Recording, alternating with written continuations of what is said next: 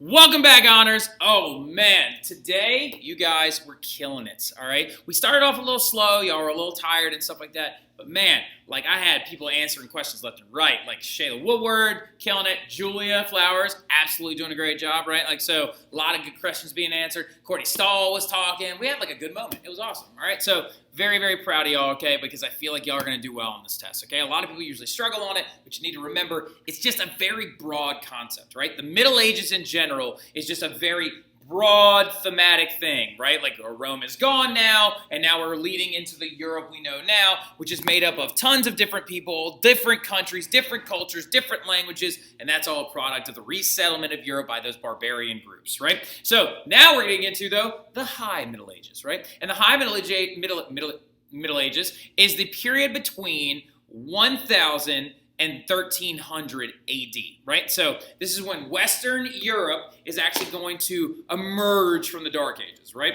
So very important things for us to understand in this High Middle Ages idea is that we're seeing a return of large-scale farming, a return of societal stratification, a return of military presence, a return of economics, right? So we're seeing, good things coming back during this time period, right? So going forward with it, we have to understand that the High Middle Ages is not made up of just stuff like Vikings and things like that.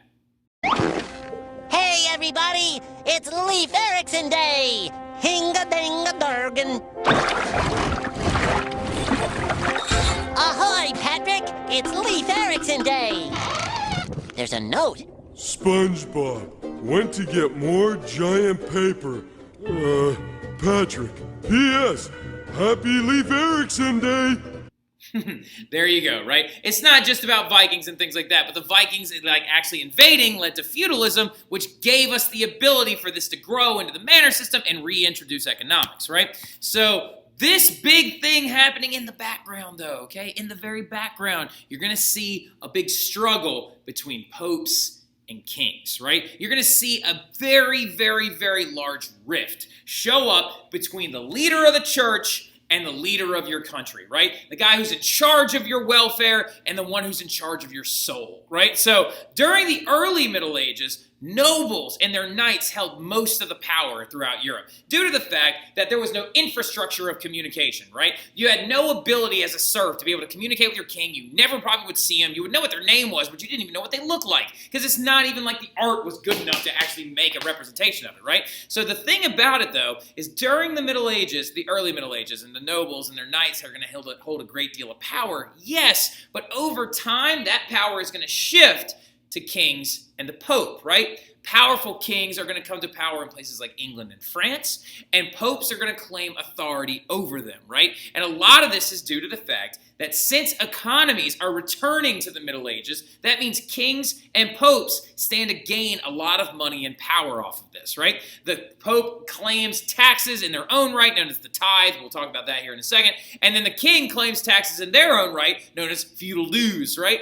Feudal dues. Now, the big thing, though, going forward is this is going to cause a huge rift between popes and kings because the church was considered in Middle Age culture to be the most powerful secular entity in existence. And what secular means is it means on earth, right? Secular refers to earthly bodies, right? Things that exist here, okay? So the Pope was considered to be the most powerful individual on earth because he was a secular leader, right? For example, God and angels, not secular. Football, secular, right? Because it exists here. So the popes are going to start trying to claim some authority over these kings, right? And they're going to try and claim this in a process known as papal supremacy. Say it with me. Papal supremacy. Say papal supremacy. Underline papal supremacy. Highlight it. Star it. Circle it 8,000 times, right? The Pope and the Church have supreme power is papal supremacy, right? What the Pope believed at this time when they would claim these authority rights of papal supremacy is that they believed that they had power over all things, right? They had the power over your king. They had the power over your life because they had the ability to read preach, teach, and translate biblical text, right? So basically, the Pope believed that he was the most powerful individual in the entire Western sphere of the world because without him and without his hierarchy of cardinals, bishops, and parish priests, none of you would be able to receive the word of God, right? So he claimed that authority. If a king wanted to sass up to him and be all mean and rude, well, he could just kick him out of the church, and now that guy's stuck going to hell, right? So, I'm just got to say it whenever I'm talking about the church stuff. He is sending him to eternal punishment if he doesn't do what he asks him to do, right? So you're seeing a big political power rift pop up right here, okay? Papal supremacy, very important. It's on the test a lot, all right? Now, what we're obviously getting into right now, and what we talked about in class today, is the growth and expansion of the Catholic Church during this time period. Obviously, right? So what we're getting into, though, going even further, is we now have to understand not only what the Catholic Church was during the Middle Ages, but what it was on a grand level, but also what it was on a small level, right? How did it affect the continent? How did it affect the person, right? So now we're getting into the medieval Catholic Church in total, right? We're going to talk about ways that it's different from the modern day Catholic Church, right? And just a quick disclaimer, we are discussing the medieval Catholic Church. We are talking about the church that existed nearly 1,000 years ago, right? Not to say that the Catholic faith it's still the Catholic faith at the time period, but during the Middle Ages, you saw large problems of corruption, but you also saw a spread of Christianity. So you saw some bad, mostly great, right? But that some bad is going to kind of rot it from the core, and they had to get it out, right? And that's going to happen a couple hundred years later, but you're going to see the seeds of some kind of sketchy stuff going on in the medieval Catholic Church during the Middle Ages. But by the 1500s and the Council of Trent and the Counter-Reformation, a lot of those things get fixed, right? But big thing going forward, we have to understand certain things. Now, I'm going to put some stuff on here that you already know the answer to, and you shouldn't necessarily write down, because this is just for everybody to write down if they want, okay? So first and foremost, what do we already know about the Catholic faith during the Middle Ages, right? There are some things we know already out the gate, right? There are some things like, for example, we know on the grand scheme of things, okay, who leads? Well, that's the Pope, right? Your Pope is the church patriarch, and he was the leader of the Catholic Church during the Middle Ages. Every single time a pope would die, a new pope would be elected by a council of cardinals, right? And they would choose and select each pope every single time going forward, right? You had very, very famous popes, including Gregory the Great. You had very, very mean popes, including Gregory the Seventh, right? You had very, very awesome popes like Alexander VI.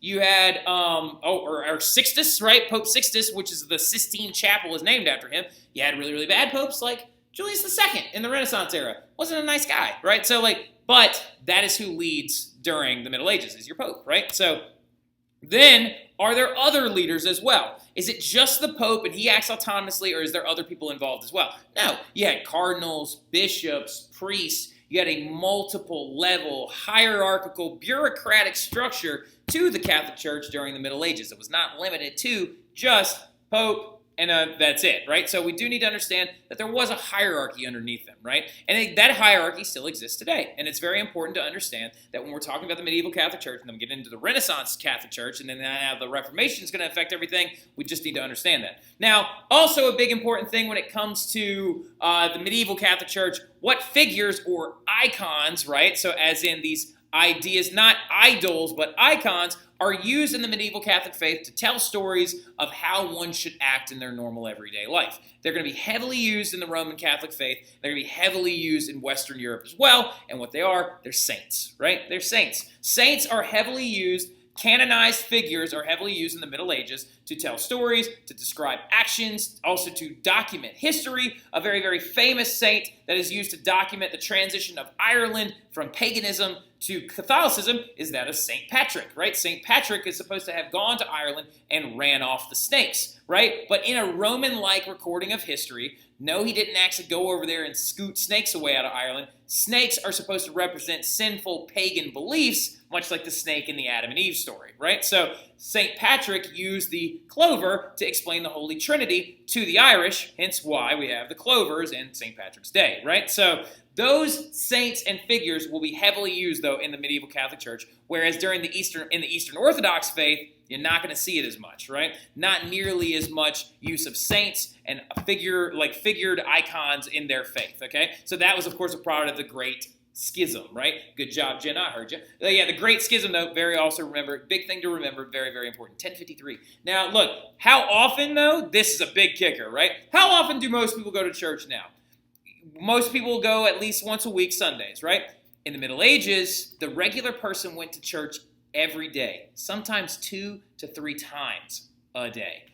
That is intense, right? You're seeing huge church participation and a lot of going on and going to church every single day. You went to church to receive the host every single day. You also went to reconcile almost every single day, right? So 2 to 3 times a day you went to church, right? And also, here's a really big important thing as well. What language was the Bible only written in the Middle Ages? It is written in Latin, all right? So, and that is it. And could anyone besides people in the church read, speak, or teach, or translate Latin? No, right? So it does give the church a lot of power over the regular everyday lives of individuals, right? So, speaking of individuals, we got to talk about an individual's life in the Middle Ages during the system, right? So first of all, you have to understand, most people that are going to church 2 to 3 times a day are going to what you would call the village church, right? They're going to the church that exists in their village that is a part of the,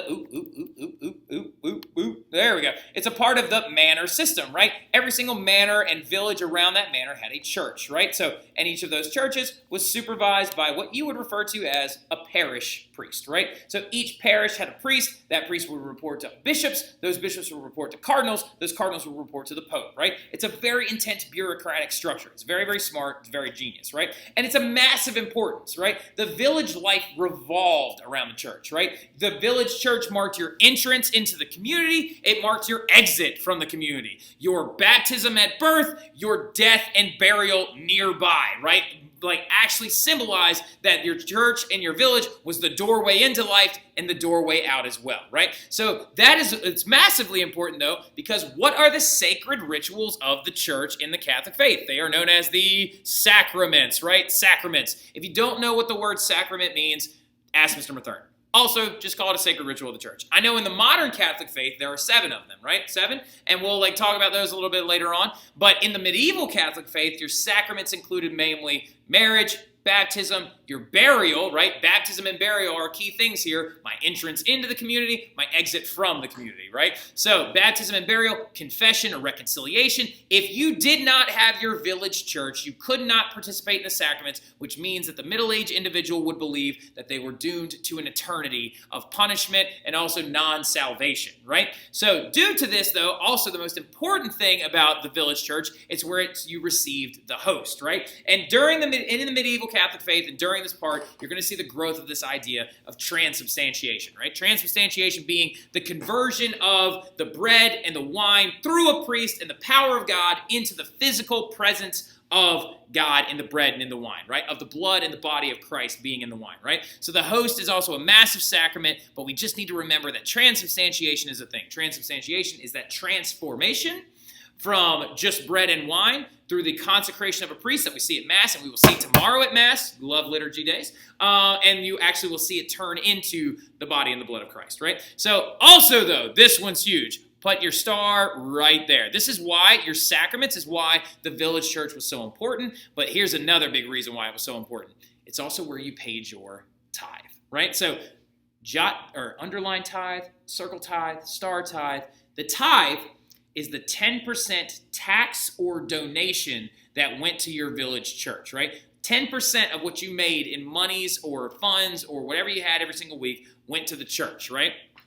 That 10% then went to the bishops, then to the cardinals, then to the Pope back in Rome, where it would be chopped up and redistributed for certain things like monasteries, convents, and actually supplying funds to the rest of the church network, right? So that is a huge thing. The tithe is very important. And that was not a suggested donation during this time period. It was a mandatory donation during this time period, right? Also, though, like we talked about in class, your village church will then begin to replace courts of law, right? So since courts of law didn't exist and since Christianity provided a moral code, it kind of supplanted law. The 10 Commandments began to be laws that people would live their lives by. Don't murder, don't steal, honor thy father, thy mother, right? Understand no other gods before God, right? So that is going to be a big deal because the church also becomes a place of justice, right? So you could end up being accused of being a witch, and you would have your trial at the church, right? And a lot of times your trials would be determined by these things known as ordeals, right? An ordeal could take a shape of many things. Now look, this is actual fact. These existed during the medieval Catholic Church era. An ordeal was kind of like a test to test your sinfulness or if you did something. If a woman was accused of being a witch, they would sometimes use the baptismal font up front at the church, and they would put you in it, and if you sank, that means you were innocent. It also means you could drown. But if you floated, it means you were a witch, so ordeal by water is what those were called, right? You also had ordeals by fire, where they would sometimes like get an iron poker, and heat it red hot and then put it in your hand. And if it burned you, then you were guilty of sin. And if it didn't, then God saved you and you were innocent. I'm pretty confident everybody got burned.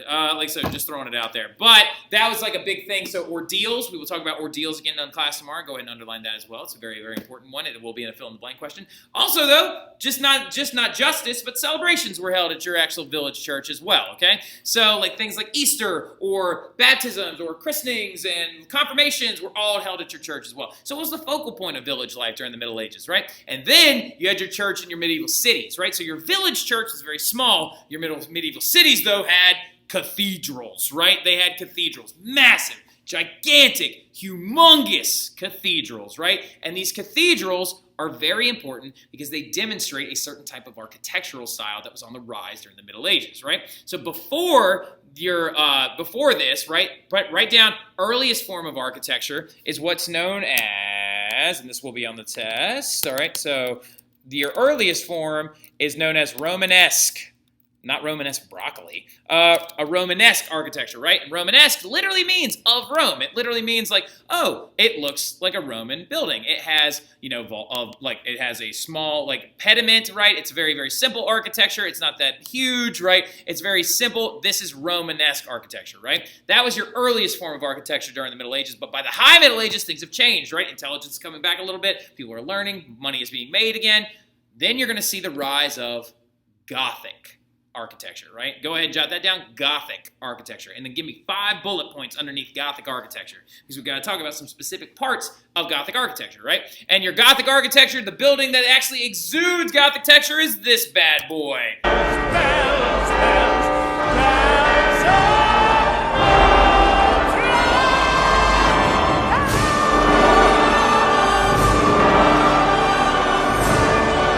Yeah, we talked about that today in class, right? The Hunchback of Notre Dame. So Notre Dame is a Gothic cathedral housed in Paris, France, right? It unfortunately doesn't look this good anymore because of the fire that occurred a couple of years back, but they are rebuilding it and they're rehabbing it and getting back to where it was, right? So with this entire setup, though, you're seeing a lot of very important elements of Gothic architecture on the rise, just from looking at this bad boy right here, okay? First of all, what's the big thing that stands out to us? Everything comes to a point, right? Everything comes to a point. Write that down. Everything comes to a point in Gothic architecture, right? Gothic architecture was a little bit more grandiose, heavily decorated. Also, it was uniform stone construction. Go ahead and jot that down. They used the same kind of stone throughout the entire building, giving it a very, very large, kind of ominous presence, right? Also, you saw the growth of things like this, rose windows, right? Rose windows were massive. Stained glass windows, right? Huge, humongous stained glass windows, okay? So also stained glass in general. You can write that down as well. So we have 4 already. Everything comes to a point. We've got like stained glass, rose windows along with that stained glass, and then you also have uniform stone construction, right? But here, right here, these bad boys right there happen to be one of the biggest and most important pieces of architecture, of Gothic architecture. Look at these guys, right? What is this thing? What is that? These things come flying off the side are called flying buttresses, all right? Go ahead and jot that down. Flying buttresses, okay? FLYING